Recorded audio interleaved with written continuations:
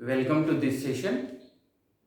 आज के सेशन में हम problem solving, question and answer, important question and their explanation उसको कंटिन्यू करेंगे। बीएससी पार्ट 1 और पार्ट 2 ऑनर्स के इम्पॉर्टेंट क्वेश्चन हम सॉल्व करेंगे। ये सेशन सब्सिडरी के स्टूडेंट्स के लिए भी इम्पॉर्टेंट है क्योंकि सिलेबस सब्सिडरी और ऑनर्स का मोर और लेस सिमिलर है। सब्सिडरी में कुछ टॉपिक्स नहीं है और ऑनर्स में कुछ टॉपिक ज़्यादा है, तो इसलिए सब्सिडरी और ऑनर्स दोनों लोगों के लिए ये सेशन इम्पोर्टेंट है। कल हम लोगों ने 2015 के क्वेश्चन सॉल्व किए थे, आज हम लोग नेक्स्ट ईयर के क्वेश्चन सॉल्व करेंगे। स्टार्ट करते हैं।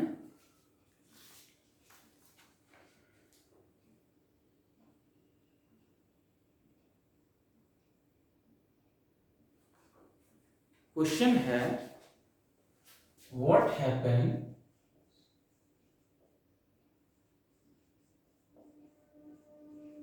When acetylene,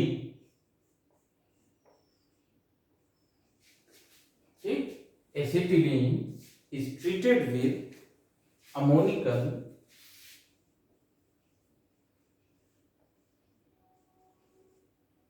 silver nitrate। ठीक, अब आपको कल बताया था कि acetylene behaves somewhat different than other hydrocarbons। Why? Because acetylene has sp hybridized carbon, and due to sp hybridized carbon, the minus charge or anion on acetylene is highly stable। तो इसलिए ये एसिटिलीन कुछ different reactions भी show करती है जो other hydrocarbons नहीं करते, जिसमें कि एक एग्जांपल है reaction with ammoniacal silver nitrate. Ammoniacal silver nitrate कोई नया रिएजेंट नहीं है, आप लोग पहले से इसको जानते हैं, यूज कर चुके हैं। That is none other than Tollens reagent. Tollens reagent का यूज कहां करते थे? कार्बोनिल ग्रुप के एनालिसिस में, कार्बोनिल ग्रुप प्रेजेंट है कि नहीं, एल्डिहाइड प्रेजेंट है कि नहीं।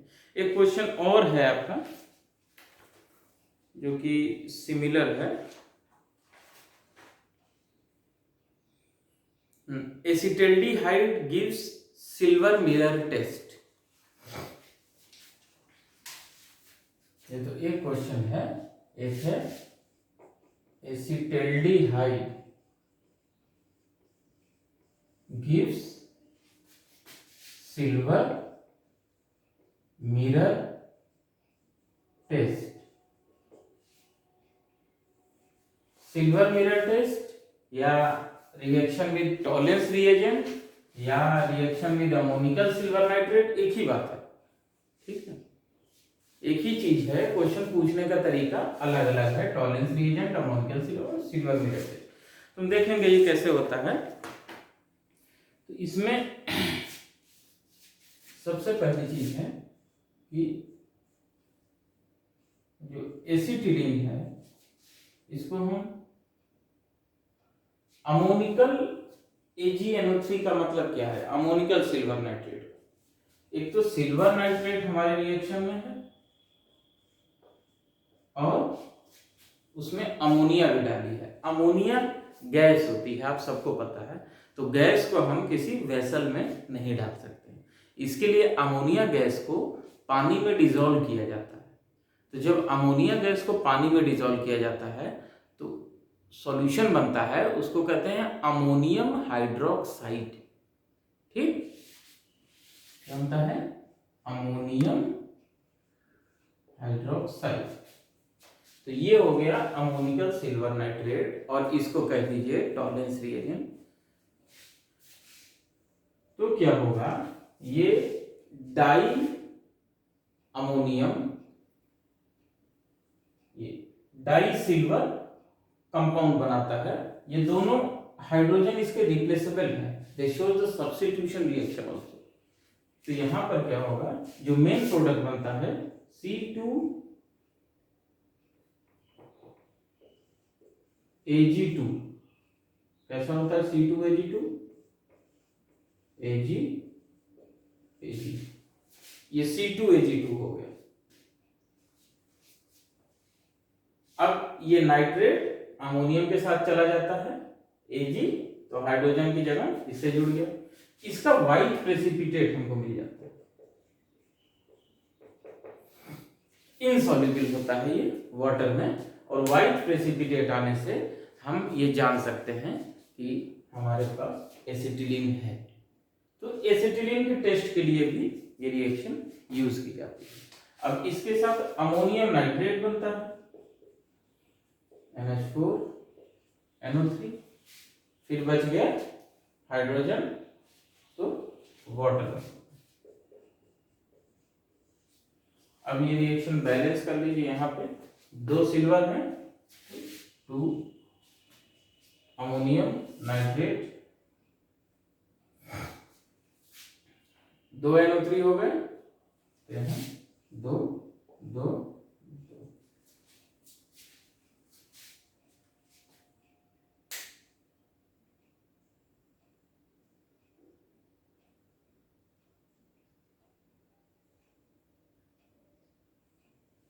ठीक है, चलिए हम लोग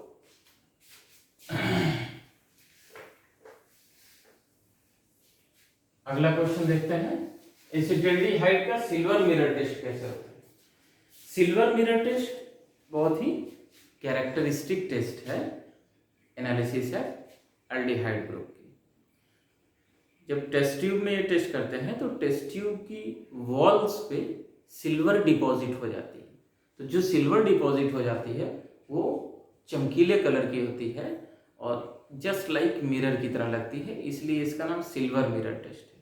तो हम लोग ये देखेंगे कि सिल्वर मिरर टेस्ट करते कैसे हैं और उसकी रिएक्शन क्या है। वही क्वेश्चन पूछा है, acetaldehyde gives silver mirror test, तो इसको एक्सप्लेन करना है।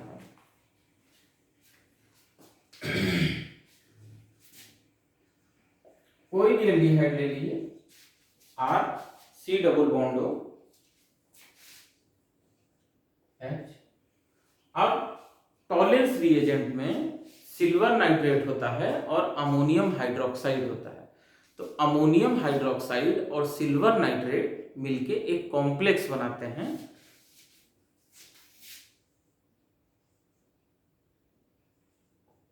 Ag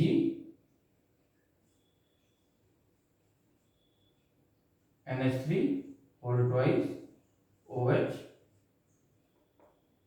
minus. ये कौन सा, इसका नाम क्या हो गया, डाई अमोनियम सिल्वर हाइड्रोक्साइड।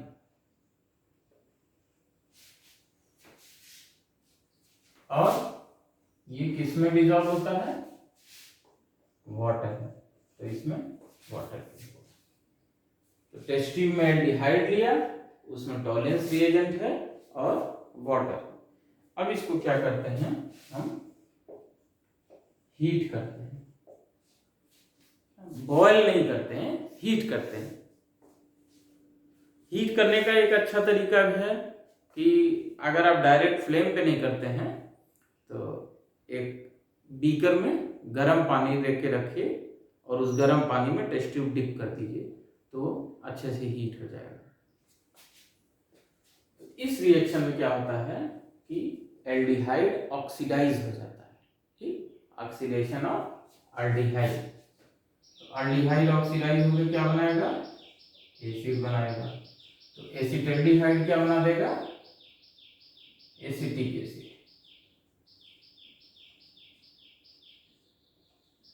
यहां पर एसिटिक एसिड बन गया। फिर दूसरा क्या होता है, जब एक ऑक्सीडाइज हुआ तो एक रेड्यूस भी होगा, तो reduction of silver will take place and this will form metallic silver, and this metallic silver will deposit at the wall of test tube to gives the mirror like appearance, and that's why this test is known as silver mirror test.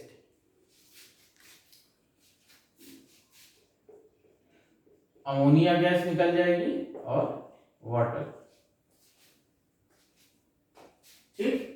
ये एसिटिल्डिहाइड का silver mirror test हो गया, या aldehyde का silver mirror test हो गया। Tolerance reagent से आपको ध्यान रखना है कि एसिटिलीन भी रिएक्ट करता है और वाइट प्रेसिपिटेट देता है।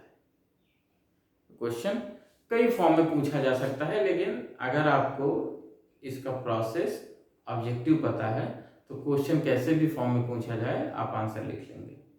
चलिए अगला क्वेश्चन देखते हैं।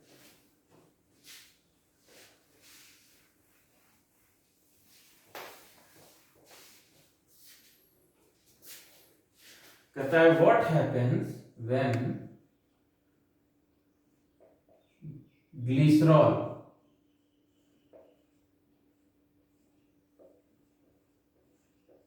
क्या है, ग्लिसरॉल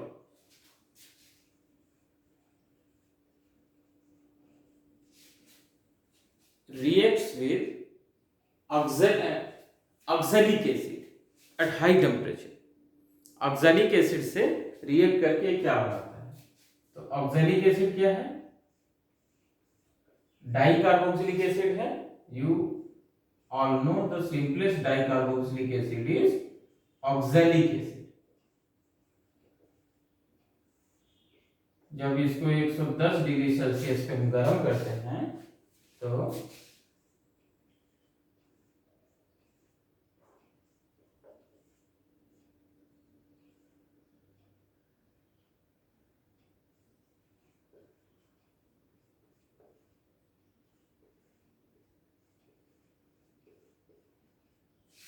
ये ऑक्सैलिक एसिड इस प्राइमरी हाइड्रोक्सी ग्रुप से रिएक्ट करके मोनो ऑक्सैलेट डेरिवेटिव बना देता है। इसको कहते हैं ग्लिसरॉल मोनो ऑक्सैलेट।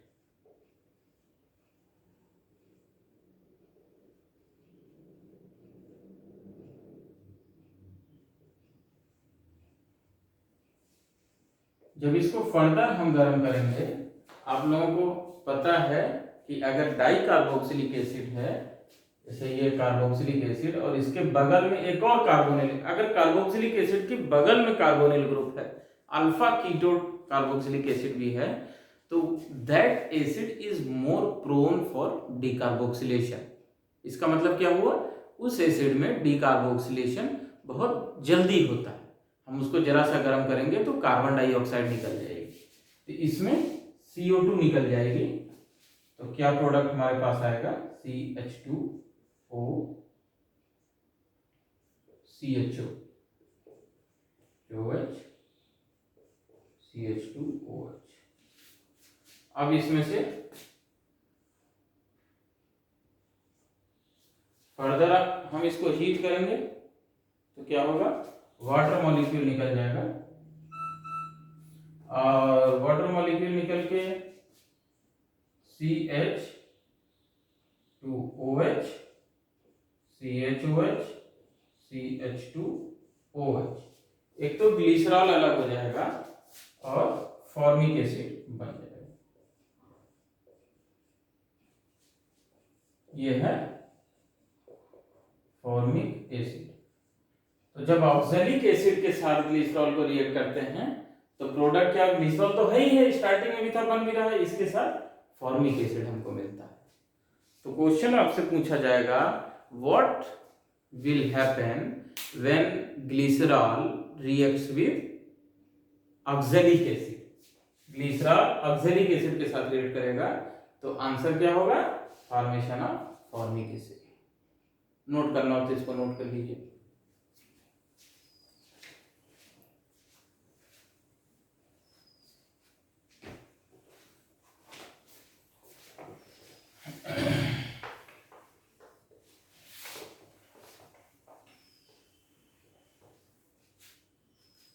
अगला क्वेश्चन देखते हैं। देखिए, hyper conjugation, inductive effect, electromeric effect and mesomeric effect, ये रिएक्टिव इंटरमीडिएट्स में हम ऑलरेडी पढ़ा चुके हैं। आप लोग रिएक्टिव इंटरमीडिएट्स प्लेलिस्ट के वीडियो देखेंगे तो आपको इन सब के बारे में जानकारी मिल जाएगी।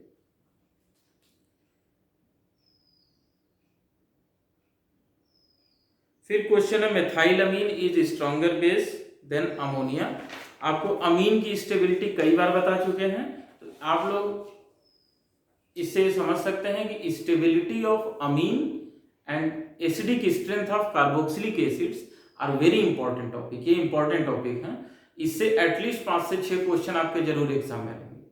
अमोनिया ज्यादा स्ट्रांग बेस है, एनिलीन ज्यादा स्ट्रांग बेस है, पिपिरिडीन ज्यादा स्ट्रांग बेस है, कि पाइरोल ज्यादा स्ट्रांग बेस है, कि पिरिडीन ज्यादा स्ट्रांग बेस है।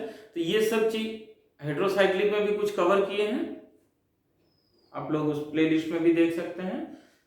और ड्यूरिंग क्वेश्चन सॉल्विंग सेशन भी अमीन्स की स्टेबिलिटी डिस्कस की गई है। चलिए अगला क्वेश्चन ये ऑनर्स पेपर का है कि metals are conductor of heat and electricity, non metals are not. तो हीट एंड इलेक्ट्रिसिटी की कंडक्शन करने के लिए क्या जरूरी है, पहले इस चीज को समझिए। Why metals are conductor. Conduction मतलब क्या हुआ कि यहां से चलते चलते यहां तक पहुंच गए। एक जगह से स्टार्ट हुआ और दूसरी जगह तक अगर फ्लो हो रहा है दैट इज कंडक्शन। तो अब फ्लो हो रहा है तो फ्लो करेगा कौन? फ्लो करने के लिए तो कुछ चाहिए, तो फ्लो करने के लिए फ्री इलेक्ट्रॉन्स चाहिए। तो जो मेटल्स हैं पर्टिकुलरली ट्रांजिशन मेटल्स, ठीक, और डी ब्लॉक मेटल्स, इनके पास अनपेयर्ड इलेक्ट्रॉन्स होते हैं जो कि डी ऑर्बिटल में प्रेजेंट होते हैं। तो due to presence of unpaired electrons in d orbital it forms metallic bonding.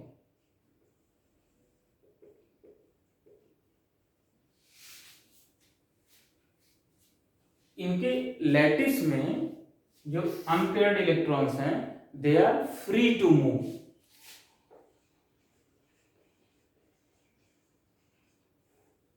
When they form crystal lattice by metallic bond, the electrons are free to move, and ये जो electron freely move कर सकते हैं they are responsible for conduction। तो ये subjective question अगर आता है तो आपको इसमें मेटालिक बॉन्डिंग एक्सप्लेन करनी है, डी ऑर्बिटल में अनपेयर्ड इलेक्ट्रॉन एक्सप्लेन करने हैं, और फिर इसमें बताना है due to presence of these unpaired electrons in their crystal lattice they are free electron which can move to conduct the electricity and heat। अगला क्वेश्चन है what is हाइड्रोजन बॉन्ड। तो जब केमिकल बॉन्डिंग आपको पढ़ाया गया होगा तो chemical bonding में आपने पढ़ा होगा कि bonding is of 2 types mainly. थोड़ा सा यहां समझ लीजिए, इलेक्ट्रोवैलेंट एंड कोवैलेंट। ये सब लोग जानते हैं। कोवैलेंट में शेयरिंग होती है इलेक्ट्रॉन की, और इलेक्ट्रोवैलेंट में इलेक्ट्रॉन का कंप्लीट ट्रांसफर होता है to form the cation and anion. ये प्राइमरी बॉन्ड्स हो गए जिससे कोई 2 एटम ज्वाइंट होते हैं, लेकिन इसके अलावा सेकेंडरी इंटरेक्शन भी होते हैं।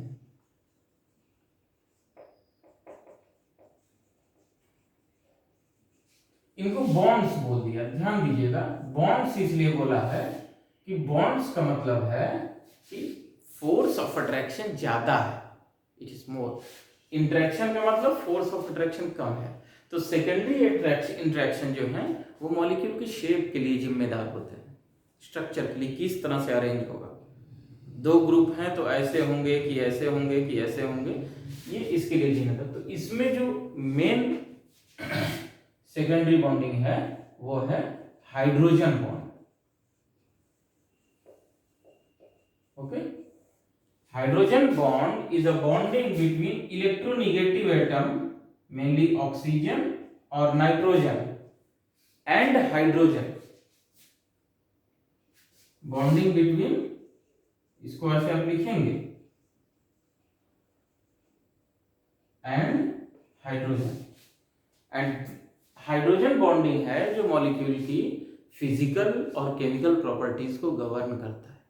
बहुत सारी प्रॉपर्टीज हाइड्रोजन बॉन्डिंग की वजह से चेंज होती हैं. जैसे वाटर इज, क्वेश्चन पूछा गया होगा, liquid at room temperature, but H2S is gas. ये एग्जाम्पल आप यहां पर दिखा सकते हैं.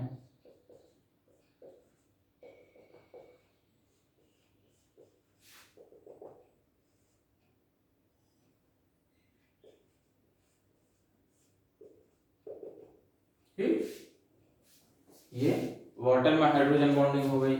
सेम इसी तरह अमोनिया में हाइड्रोजन बॉन्डिंग हो जाएगी.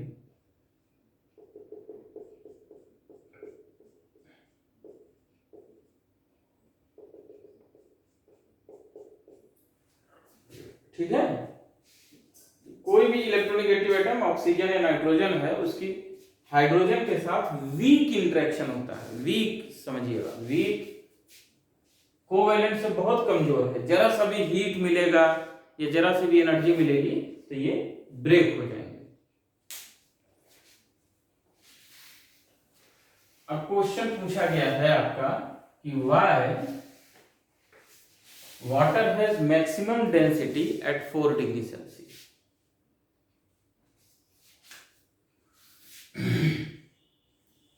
अगर आप ग्राफ खींचें टेम्परेचर और डेंसिटी,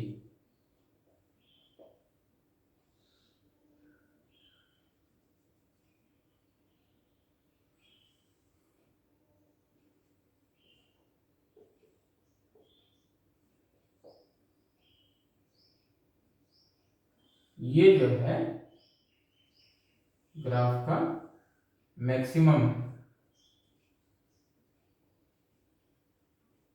कितना होता है 3.98 डेंसिटी वाटर की.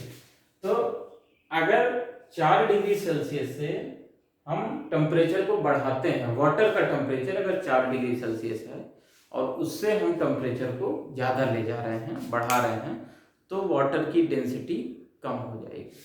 देखिए, इट विल डिक्रीज. और अगर 4 से कम कर रहे हैं तब भी डिक्रीज हो जाएगी. तो मैक्सिमम किस पे है?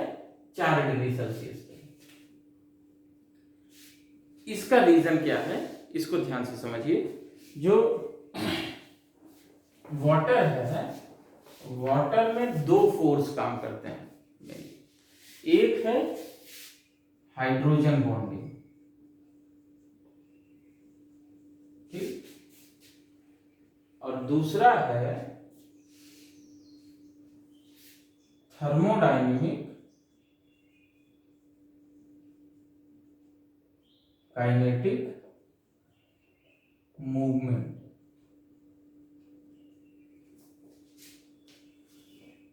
थर्मोडायनेमिक काइनेटिक मूवमेंट का मतलब क्या है? अगर किसी भी सिस्टम को हम गर्म करते हैं, टेम्परेचर देते हैं, एनर्जी देते हैं, और उसके बाद अगर उसमें मूवमेंट स्टार्ट हो जाता है तो वो थर्मोडायनेमिक काइनेटिक मूवमेंट. ठीक, तो वाटर में क्या होता है, एक सीधा सीधी बात समझिए पहले कि water is liquid at room temperature, solid at 0 degree Celsius. तो दोनों के बीच में क्या रीजन है? रूम टेम्परेचर पे तो लिक्विड है, यहाँ पे सॉलिड क्यों हो गया? ऐसा क्या चेंज हो गया वाटर में? रूम 25 डिग्री सेल्सियस से 0 डिग्री सेल्सियस आने में ये सॉलिड हो गया. तो यहां पर हाइड्रोजन बॉन्डिंग होती है. अभी इसके पहले बताया हाइड्रोजन बॉन्डिंग की वजह से वाटर लिक्विड होता है रूम टेम्परेचर पे. तो जैसे जैसे हम इसका टेम्परेचर कम करते जाते हैं तो ये हाइड्रोजन बॉन्डिंग और हाइड्रोजन बॉन्डिंग उतनी स्ट्रांग नहीं होती है, इसलिए इसका कोई क्रिस्टल लैटिस नहीं होता है, इसका कोई क्रिस्टल स्ट्रक्चर नहीं होता है। क्यों? क्योंकि हाइड्रोजन बॉन्डिंग तो बहुत वीक हुई। जैसे जैसे टेम्परेचर कम करते हैं तो 4 डिग्री सेल्सियस जब आता है तो वहां पे क्रिस्टल बनना स्टार्ट होता है, फॉर्मेशन। अब जब ये क्रिस्टल बनना स्टार्ट हुआ और हाइड्रोजन बॉन्ड टूट गया तो ये हाइड्रोजन बॉन्ड ब्रेक होने के क्रिस्टल फॉर्म जब स्टार्ट होता है तो मॉलिक्यूल पास आते हैं वाटर के। जब तक हाइड्रोजन बॉन्डिंग थी तब तक ये दूर दूर थे, आपस में बंधे नहीं थे, फ्री थे, तो फ्रीली मूव कर रहे थे, तो मॉलिक्यूल दूर दूर थे, जिसकी वजह से ये लिक्विड स्टेट में था। जैसे ही क्रिस्टल फॉर्मेशन होता है ये हेक्सागोनल क्रिस्टल फॉर्म में अरेंज हो जाते हैं। तो क्रिस्टल फॉर्मेशन जैसे ही स्टार्ट होता है मॉलिक्यूल नजदीक आ जाते हैं। अच्छा, नजदीक जब आ जाते हैं तो कम ही वॉल्यूम में ज्यादा मॉलिक्यूल आ जाएंगे तो डेंसिटी बढ़ेगी। तो जैसे जैसे हम इधर आते हैं यहां तक तो डेंसिटी बढ़ी वाटर की, लेकिन इसके बाद फिर डिक्रीज होना शुरू हो जाती है। अब इस डिक्रीज होने का क्या रीजन है कि जब क्रिस्टल फॉर्म होता है वाटर का तो इसके क्रिस्टल के बीच में एम्प्टी स्पेस बहुत ज्यादा होते हैं, empty space in the crystal. ठीक, इसके जो लैटिस है उसके बीच में खाली जगह बहुत ज्यादा होती है, और जैसे ही ये क्रिस्टल अरेंज होके फिक्स हो जाता है तो वो खाली जगह फिक्स हो जाती है, वो खाली रहती है, उसमें कोई भी वाटर का मॉलिक्यूल उस लैटिस में नहीं होता। तो इस वजह से उसका water number of water molecule per unit volume तो कम हो जाएंगे क्योंकि एम्प्टी स्पेस हो गया, तो डेंसिटी फिर घटने लगती है। तो मैक्सिमम डेंसिटी हमको 4 डिग्री सेल्सियस पे मिलती है when the crystal formation of water start। क्योंकि यहां पर पूरी एम्प्टी क्रिस्टल लैटिस नहीं है, क्रिस्टल फॉर्म हो रहा है, उसके साथ साथ और वाटर मॉलिक्यूल भी हैं जो अभी क्रिस्टल फॉर्म नहीं किए, तो इसलिए पूरा एम्प्टी स्पेस नहीं है, तो डेंसिटी ज्यादा है। जैसे ही ज्यादा कर लेंगे वाटर मॉलिक्यूल क्रिस्टल फॉर्म तब एम्प्टी स्पेस, खाली स्पेस हो जाएगा और डेंसिटी कम हो जाएगी। तो 4 डिग्री सेल्सियस पे वाटर की डेंसिटी मैक्सिमम होती है। क्वेश्चन कई तरह से पूछा जा सकता है, लेकिन आपको अगर कंसेप्ट पता है तो आप ऑब्जेक्टिव क्वेश्चन का भी आंसर दे सकते हैं, सब्सिडी वाले बच्चे।